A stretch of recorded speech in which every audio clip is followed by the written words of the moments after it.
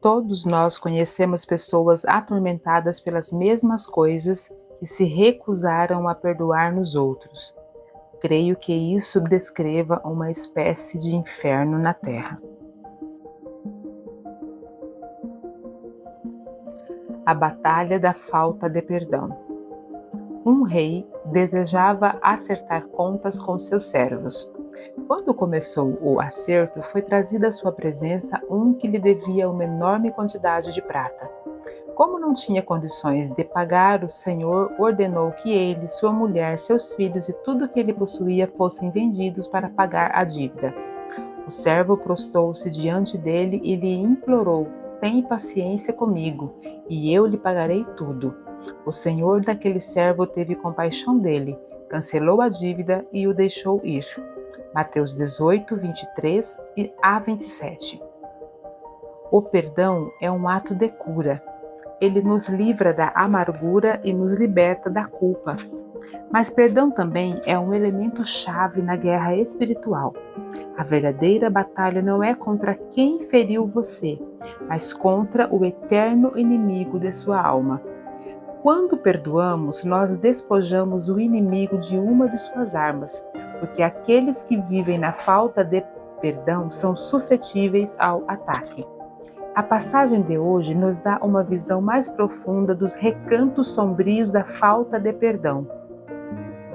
Coloque-se nos calçados do servo.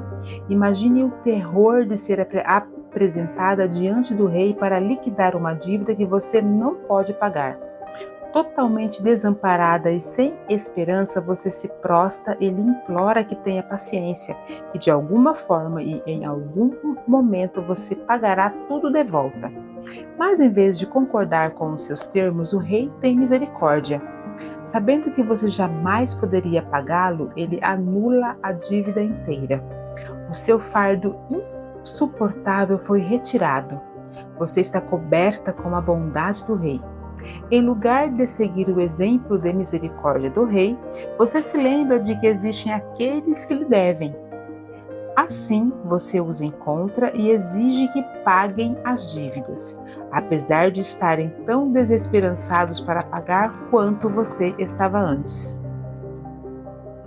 Mateus 18, 28 a 31.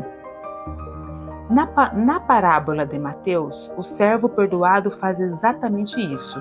Quando o rei descobre, declara: "Servo mau, cancelei toda a sua dívida porque você me implorou. Você não deveria ter tido misericórdia do seu conservo como eu tive de você?" Mateus 18, 32 e 33. Na parábola, o rei é nosso Pai Celeste. Nós somos o servo.